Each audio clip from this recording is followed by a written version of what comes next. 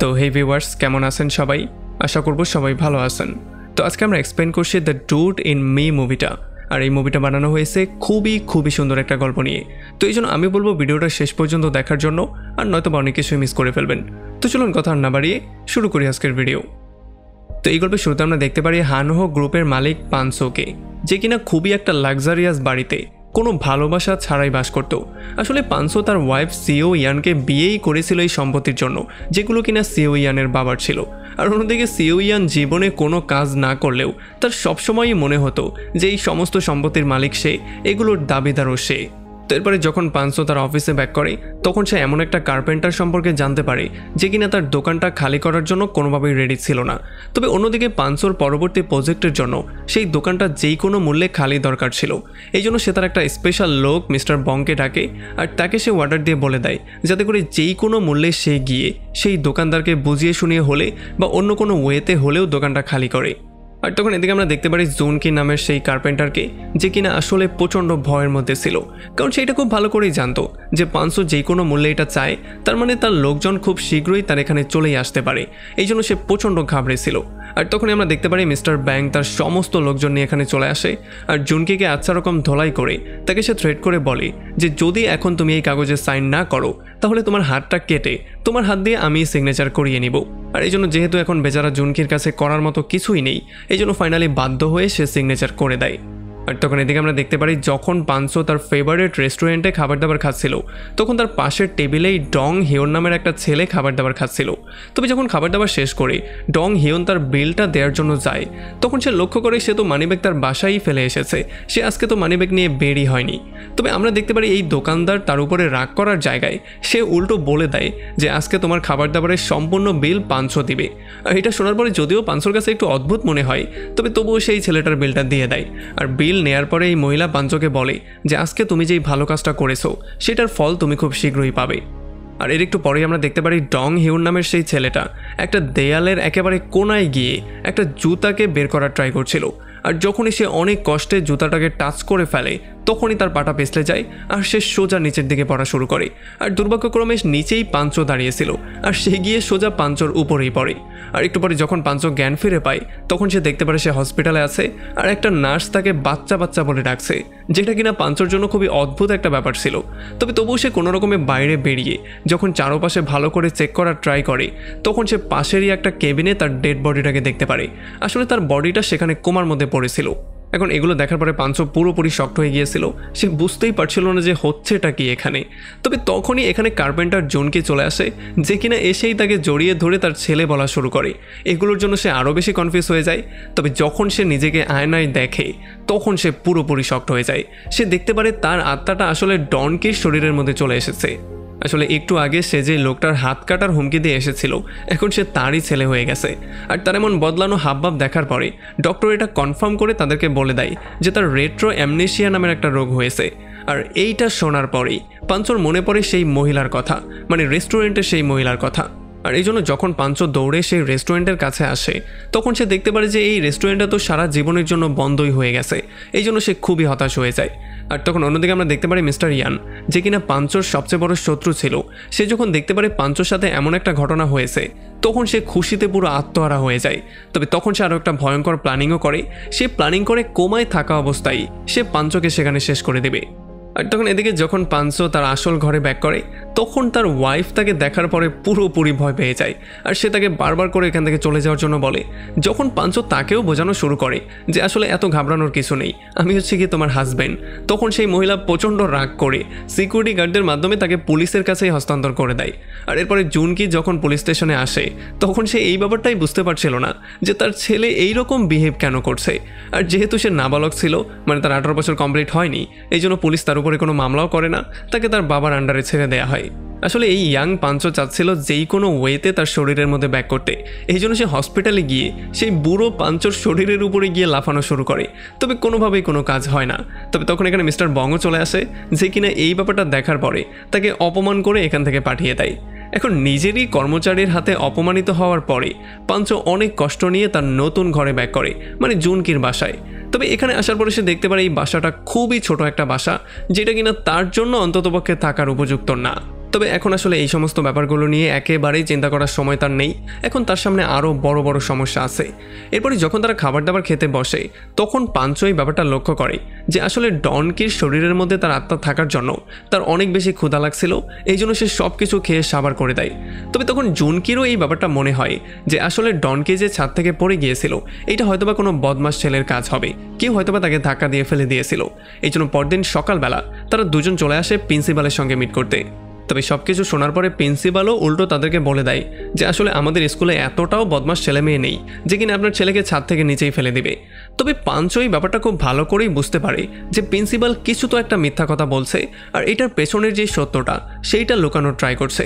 এই জন্য সে ফাইনালি সিদ্ধান্ত নেয় যে এই সত্যটা সে যেই কোনো ওয়েতে বের করেই ছাড়বে। আর এরপরে যখনই পাঞ্চো তার ক্লাসে ব্যাক করে তখন সে দেখতে পারে এমন কিছু ছেলে মেয়ে আছে যারা কিনা তাকে দেখার সঙ্গে সঙ্গেই তাকে বিরক্ত করার ট্রাই করছিল। আর এতে করে পাঞ্চো এটা ক্লিয়ারলি বুঝতে পারে যে আসলে ডং হিউন ছিল খুবই শান্তশিষ্ট একজন ছেলে। এই জন্য যত বদমাস ছেলেমেয়েরা ছিল তারা সবসময় তাকে ডিস্টার্ব করার ট্রাই করতো। তো এরপরে যখন লাঞ্চ টাইম শুরু হয়ে যায় তখন হিউনজুং নামের একটা মেয়েকে সবাই ডিস্টার্ব করা শুরু করে আর তার উপরে টর্চারও করা শুরু করে। তবে এগুলো দেখার পরে যখন পাঞ্চো তাদেরকে থামার জন্য বলে তখন তাদের লিডার টাইওক এসে পাঞ্চোর সাথেই তর্কাতর্কি শুরু করে দেয়। তবে যখন এই ব্যাপারটা ঝগড়া থেকে মারামারির দিকে যাচ্ছিল তখনই তাদের ক্লাস টিচার চলে আসে, এই জন্য ফাইনালি টাইওক পেছনের দিকে সরে যায়। তবে স্কুল ছুটির পরে টাইওক তার লোকজন নিয়ে এসে পাঞ্চোকে ধরে ফেলে আর তাকে পেটানোর ট্রাই করে। তবে যেহেতু পাঞ্চো হচ্ছে গিয়ে অনেক শক্তিশালী এই জন্য সে তাদেরকে চট দিয়ে দিয়ে সবগুলোকে ঠিক করে দেয়। আর পরদিন সকালবেলা টাইওক তার লোকজন নিয়ে অন্য একটা ছেলেকে বাথরুমে নিয়ে টর্চার করছিল। তবে তখন এখানে পাঞ্চো চলে আসে আর যখনই টাইওক তার লোকজন পাঞ্চোকে দেখতে পারে তখন তারা এতটাই ভয় পেয়ে যায় যে তারা মাটিতে শুয়ে পর্যন্ত পড়ে। আর পাঞ্চো তাকে শাস্তি দেওয়ার জন্য তার ফোনটা একদিনের জন্য নিজের কাছে রাখার সিদ্ধান্ত নেয়। তো এরপরে যখন সে ফোনটা নিয়ে বাসায় আসে তখন সে এখানে একটা ভিডিও পেয়ে যায়, যেই ভিডিওর মাধ্যমে সে ক্লিয়ারলি এটা বুঝতে পারে যে কিভাবে টাইওক আর তার পুরো দল মিলে ডং হিউকে বাজিতে হারিয়ে তাকে দেয়ালের উপরে চড়তে বাধ্য করে। আর সেখান থেকেই সে গিয়ে পাঞ্চোর উপরে পড়েছিল। আর এরপর যা হয়েছে সেটা তো আমরা জানি। এই জন্য পরদিন সকালবেলা টাইউককে তার লিডার উঠিয়ে নিয়ে যখন আচ্ছা রকম ধোলাই করছিল তার ফোনটা দেওয়ার জন্য তখন এখানে পাঞ্চো চলে আসে। আর পাঞ্চো তাকে খুবই সাবধান করে দিয়ে বলে যে এই সমস্ত মারামারি কাটাকাটি বন্ধ করতে হবে, স্কুলের মধ্যে এগুলো আর কোনোদিনও চলবে না। আর যেহেতু পাঞ্চোর কাছে তার সেই ভিডিও ছিল এই জন্য সে চুপচাপ সব কিছু মেনে নেয়, সে কিছু বলতেও পারে না।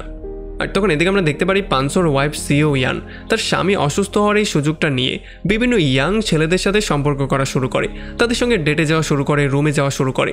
তবে খুব শীঘ্রই পাঞ্চোর যেই ভয়ঙ্কর দুশ্মন আছে মিস্টার ইয়ান এই ব্যাপারটা জানতে পারে, এই জন্য সে সিও ইয়ানের সঙ্গে মিলে পাঞ্চোকে ডিস্ট্রয় করার একটা প্ল্যানিং করে।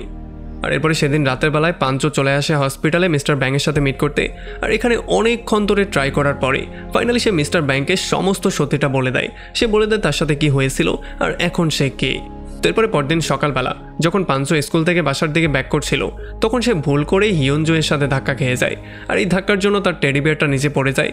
আর যখন পাঞ্চো সেই টেডি বিয়ারটা ফেরত দেওয়ার জন্য তাকে ফলো করে তার কাছে যায় তখন সে দেখতে পারে হিয়নজুনের মা মিসুনকে। তবে মিসুনকে দেখার পরে পাঞ্চো পুরোপুরি শকড হয়ে যায়। আসলে মিসুন ছিল তার প্রথম ভালোবাসা, যাকে কিনা সে টাকার জন্য ছেড়ে দিয়েছিল। তবে এখন যখন সে মিসুনকে দেখতে পেয়েছে তখন সে পুরোপুরি শকড হয়ে গিয়েছে, এই জন্য সে তার আগের নামে তাকে ডাকে। তবে যখন মিসুনও এটা শুনতে পারে তখন সেও পুরোপুরি শকড হয়ে যায়। আর সেখান থেকে যখন পাঞ্চো বাসার দিকে ব্যাক করছিল তখন তার মনে পড়ে মিসুনের সাথে কাটানো সেই মুহূর্তগুলো, যেগুলো সে কখনো ভুলতে পারবে না, কারণ প্রথম প্রেমের ব্যাপারগুলো কখনো ভোলাও যায় না। এই জন্য পরদিন সকালবেলা সে হিয়নজুনের সাথে মিট করে তার কিছু চুল জোর করে ছিঁড়ে ফেলে যাতে করে সেগুলোকে সে ডিএনএ টেস্ট করাতে পারে। আর ডিএনএ টেস্ট করে সে এটা খুব ভালো করেই বুঝতে পারে যে আসলে হিয়নজুন হচ্ছে গিয়ে তারই মেয়ে। এখন এটা জানার পরে সে চলে আসে মিসুনের সঙ্গে মিট করতে। আর মিসুনের কাছে সমস্ত ব্যাপারগুলো বলে সে মিসুনের জীবন সম্পর্কে জিজ্ঞেস করে। তবে এইটা শোনার পরে মিসুন কান্না করতে করতে তাকে বলে যে সে কি করে তার এই ছোট্ট মেয়েটাকে বড় করেছে, কারণ তার হাজব্যান্ড তো তাকে সেই কবেই ছেড়ে দিয়ে চলে গিয়েছে।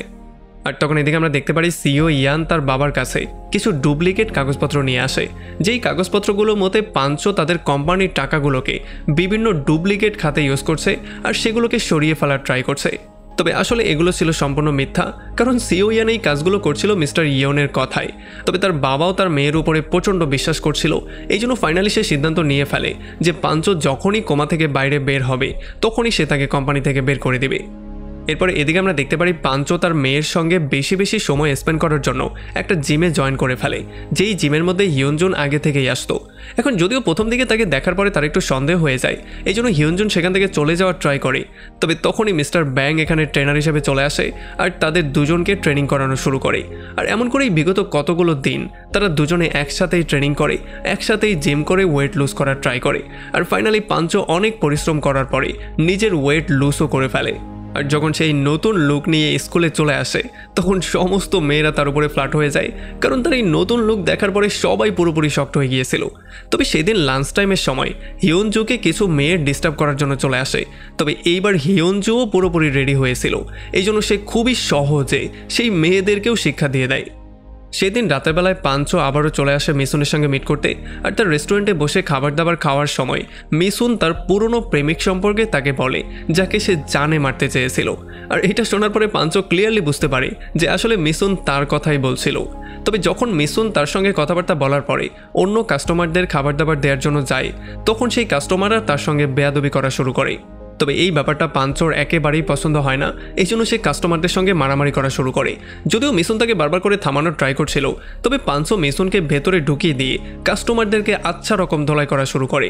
এই ব্যাপারগুলোর জন্য মিসুন কোনোভাবেই বুঝতে পারছিল না যে পাঞ্চোর হয়ে গেছেটা কি, সে কেন এই কাজগুলো করছে। এই জন্য যখন সে ফাইনালি তাকে জিজ্ঞেস করে তখন পাঞ্চো তাকে সমস্ত ব্যাপারগুলো বলে দেয়। যদিও প্রথমে মিসুন এই কথাগুলোতে বিশ্বাস করতে চাইছিল না, তবে পরবর্তীতে অনেকগুলো কোয়েশ্চেন করার পরে ফাইনালি মিসুন এটা বুঝতে পারে যে পাঞ্চো আসলেই সত্যি কথা বলছে, সেই হচ্ছে তার পুরনো প্রেমিক। তবে যখন মিসুন এই সত্যিটা জানতে পারে তখন সে পাঞ্চোকে ঠিক তেমন করেই চলে যাওয়ার জন্য বলে, যেমন করে অনেকগুলো বছর আগে সে বলেছিল। তো এরপরে পরদিন স্কুলে মিনহো নামের একটা ছেলে হিয়নজুকে তার বার্থডে পার্টিতে ইনভাইট করে। আর হিয়নজুও কোনো চিন্তাভাবনা না করে তার বার্থডে পার্টিতে যাওয়ার জন্য রেডি হয়ে যায়। আর যখন সন্ধ্যাবেলায় সে পুরোপুরি রেডি হয়ে তার বার্থডে পার্টিতে যায়, তখনও সেই ব্যাপারটা জানতো না যে মিনহুর আসল প্ল্যানিংটা কী ছিল। আর তখন এদিকে পাঞ্চো চলে আসে আরও একবার মিসুনের সাথে মিট করতে। আর সে বারবার করে তাকে বোঝানো শুরু করে, তবে মিসুন কোনোভাবেই তার সঙ্গে কোনো সম্পর্ক রাখতে চায় না। তবে পাঞ্চো কোনোভাবে হার মানার পাত্র ছিল না, সে জোর করে মিসুনকে ধরে একটা কিসি করে দেয়। তবে যখন এই ব্যাপারটা সবাই এখানে দেখতে পারে তখন তারাও পুরোপুরি শকড হয়ে যায়। তারা বুঝতেই পারছিল না যে একটা বৃদ্ধ মহিলার সঙ্গে একটা এত ইয়াং ছেলে কী করে প্রেম করতে পারে। এই জন্য মিসুনও প্রচণ্ড রাগ করে ফেলে আর সে পাঞ্চোকে জোরে একটা চড় মেরে সেখান থেকে বেরিয়ে চলে যায়। তবে পাঞ্চো কোনোভাবেই হার মানছিল না, সে বারবার করে তাকে ফলো করে যাচ্ছিল, বারবার করে তাকে বোঝানোর ট্রাই করছিল।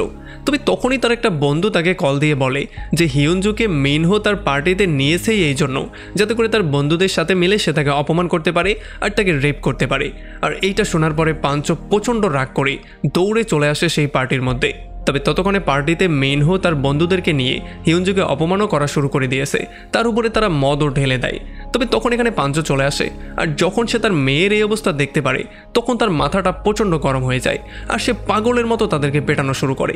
তার এই নতুন রূপটা দেখার পরে এখানে সবাই পুরোপুরি শক্ট হয়ে গিয়েছিল, কারণ তারা কেউ বুঝতেই পারেনি যে এত বলদ একটা ছেলে এত ভয়ঙ্কর হতে পারে। আর এরপরে মিস্টার ব্যাং এসে পাঞ্চোকে এটা বুঝিয়ে বলার ট্রাই করে যে কিভাবে তার ওয়াইফ সিও ইয়ান তাকে কোম্পানি থেকে বের করে দেওয়ার একটা প্ল্যানিং করেছে। এটা শোনার পরে সে তার বাবার জন্য একটা লেটার লেখে আর সেই লেটারটাকে সঠিক জায়গায় পৌঁছে দেওয়ার দায়িত্ব সে মিস্টার ব্যাংয়ের হাতে দেয়। তারপরে পরদিন সকালবেলা স্কুলের একটা মেয়ে এসে পাঞ্চোকে তার সঙ্গে ডেটে যাওয়ার জন্য একটা অফার দেয়। তবে এটা শোনার পরে পাঞ্চো প্রচণ্ড রাগ করে তাকে না করে দেয়। তবে তখন হিয়নজু এসে তাকে ঠিক একই প্রস্তাবটা দেয়। এটা শোনার পরে পাঞ্চোর মন ভেঙে চুরমার হয়ে যায়, সে বুঝতেই পারছিল না সে কি বলবে, সে যে তার বাবা সেটাও সে বলতে পারছিল না। তবে সে প্রচণ্ড রাগের মাথায় তাকেও না করে দিয়ে সেখান থেকে চলে যায়।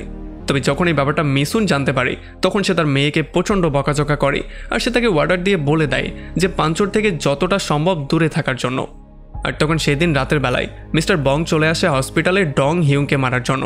তবে যখন সে ডং হিউংকে মারতেই যাচ্ছিল তখন ডং হিউং জ্ঞান ফিরে পেয়ে যায় আর সে তাকে পাঞ্চো মনে করে দৌড়ে উল্টা দিকে পালিয়ে যায়। এখন ডং হিউং যখন দেখতে পারে সে নতুন একটা বডিতে নতুন জন্ম নিয়েছে তখন সে প্রথমেই চলে আসে তার বাবার সঙ্গে মিট করতে। তবে তার বাবা কোনোভাবেই তাকে চিনতে পারছিল না, সে তাকে পরিচয়ই দিতে চাচ্ছিল না। তবে তখন এখানে পাঞ্চো চলে আসে আর ফাইনালি তাদের দুজনের কথাবার্তা শোনার পরে জনকে এই ব্যাপারটা ফাইনালি বুঝতে পারে যে আসলে কোনটা তার ছেলে আর কোনটা হচ্ছে গিয়ে পাঞ্চো। এখন পাঞ্চো এই সমস্ত ব্যাপারগুলো ঠিক করার জন্য ডং হিউনের কাছে সাহায্য চায়। এই জন্য পরদিন সকালবেলা তারা দুজন চলে আসে মিসুনের কাছে, আর তারা এসে তাকে এটা বুঝিয়ে বলে যে এখন তারা আবারও যার যার বডিতে ব্যাক করেছে, এখন আর সে আগের মতো নেই, এখন পাঞ্চো আবারও সেই পুরনো বডিতে শিফট করেছে। এখন যখন সেই বুড়ো পাঞ্চো মানে ডং হিউন তার কাছে মাফি চাচ্ছিল, তখনই এখানে মিস্টার ইয়ং চলে আসে তার সমস্ত লোকজন নিয়ে। এখন ডং হিউং তার সামনে এতগুলো লোক দেখতে পেয়ে প্রথমেই কান্নাকাটি করা শুরু করে দেয়। এই জন্য পাঞ্চো তাদের দুজনকে রুমের মধ্যে রেখে দিয়ে সে নিজেই তাদেরকে ফেস করার সিদ্ধান্ত নেয়। তবে এইবার মিস্টার ইয়াং ফুললি রেডি হয়ে এসেছিল, এই জন্য পাঞ্চোর একার পক্ষে কোনোভাবেই এতগুলো লোককে মারা সম্ভব ছিল না। এই জন্য ফাইনালি তারা সবাই পাঞ্চোকে ধোলাই করে যখনই তাকে মারতে যাচ্ছিল, তখনই মিসুন একটা গ্যাসের সিলিন্ডার এনে এখানে একটা ব্লাস্ট করার হুমকি দেয়। এটা শোনার পরে মিস্টার ইয়াং আর তার লোকজন প্রচণ্ড ভয় পেয়ে যায়, আর তারা দৌড়ে সেখান থেকে পালিয়ে যায়। যদিও এখন মিসুন এটা ক্লিয়ারলি বুঝে গিয়েছিল যে তারা দুজন এখন মিথ্যা কথা বলছে, তবুও সে ডং ইয়নকে পাঞ্চো মনে করে তাকে জড়িয়ে ধরে আর তাকে তার সমস্ত মনের কথাগুলো খুলে বলে যে কেমন করে তাকে একাই তার এই ছোট্ট মেয়েটাকে বড় করতে হয়েছে, যেই মেয়েটা কিনা তার স্বামীর ছিল না, যেই মেয়েটা কিনা ছিল তার পুরনো প্রেমিকের। তারপরও এত ঝামেলা ফেস করে সে কিভাবে এই পর্যন্ত এসেছে, সমস্ত জার্নিটা সে তাকে বলে। আর তখন এদিকে আমরা দেখতে পারি সিও ইয়ানের বাবা মিস্টার হান সিও ইয়ান সম্পর্কে সমস্ত ব্যাপারটা জেনে গিয়েছে, তার সিক্রেট প্ল্যানটা সম্পর্কে সে জেনে গিয়েছে, আর তাছাড়া সে যে এক্সট্রা ম্যারিটাল অ্যাফেয়ার করতো সেইটাকেও সে ধরে ফেলেছে। এই জন্য সে সিও ইয়ানকে তার সমস্ত সম্পত্তি থেকে বেদখল করে দেয়, মানে সে তার মেয়ে হলেও কোনোভাবেই সে আর তার সম্পত্তির ভাগ পাবে না। এই জন্য সে পাঞ্চোকে দ্রুত তার সঙ্গে মিট করার জন্য ডাকে। এখন যেহেতু পাঞ্চো নিজে তার সামনে যেতে পারবে না, এই জন্য সে ডং হিউনকে কানের মধ্যে একটা ইয়ারফোন লাগিয়ে তাকে মিস্টার হানের সামনে পাঠায়। তবে তার কানের ইয়ারফোনটাও তার সঙ্গে বেইমানি করেছে, কারণ এইটা একটু পরে নষ্ট হয়ে যায়। এই জন্য যখন মিস্টার হান তাকে তার ফ্যামিলি সম্পর্কে জিজ্ঞেস করা শুরু করে, তখন ডং ইয়ংয়ের কাছে কোনো অ্যান্সারই ছিল না। এই জন্য ফাইনালি সে সিদ্ধান্ত নেয় যে এখান থেকে কোনোভাবে সে উঠে না গিয়ে সে নিজে থেকেই সমস্ত অ্যান্সারগুলো দিবে। এই জন্য ফাইনালি সে বলে দেয় যে এখন আমি আমার ফ্যামিলিকে একটু বেশি সময় দিতে চাই, এই জন্য আমি কোনোভাবেই চাই না এই কোম্পানির সাথে আর নিজেকে জড়িয়ে রাখতে। আর মিস্টার হানও এটা শোনার পরে তার সম্মান করে, সে তাকে যাওয়ার জন্য পারমিশন দিয়ে দেয়। এখন ঘর থেকে বের হওয়ার পরেই পাঞ্চো গিয়ে ডং হিউনকে জড়িয়ে ধরে, তবে তখনই সিও ইয়ান প্রচণ্ড রাগের মাথায় গাড়ি নিয়ে এসে তাদের উপরে চড়িয়ে দেয়। তবে কোনো রকমে সে ডং হিউনকে বাঁচিয়ে দিলেও পাঞ্চো নিজে গুরুতর আহত হয়ে যায়। আর যখন তাকে হসপিটালে নিয়ে আসা হয়, তখন ডক্টররাও এত ভয়ঙ্কর অ্যাক্সিডেন্ট দেখে পুরোপুরি শকড হয়ে যায়। আর তখন আমরা দেখতে পারি ডং ইয়নও এখানে বেহুশ হয়ে পড়ে যায়। আর এরপরে যখন তার অপারেশন চলছিল, তখন পাঞ্চো ফাইনালি আরও একবার দেখতে পারে সেই মহিলাকে, যেই মহিলা তার বডিটা চেঞ্জ করে দিয়েছিল। এর 6 মাস পরে যখন ডং হিউন আবারও তার স্কুলে ব্যাক করে, তখন সে দেখতে পারে সবাই তার অনেক সম্মান করছে, সে স্কুলের মধ্যে অনেক বেশি ফেমাস ছিল। আর তাছাড়া এখন সে জনহুকে ডেটও করতে পারবে, কারণ এখন আর তারা বাবা মেয়ে নেই। আর অন্যদিকে পাঞ্চো মিসুনের জন্য বিশাল বড় একটা রেস্টুরেন্ট ওপেন করে দিয়েছে, যেখানে মিসুন, সে নিজে, মিস্টার বং এবং তার বাবা মিলে কাজ করত।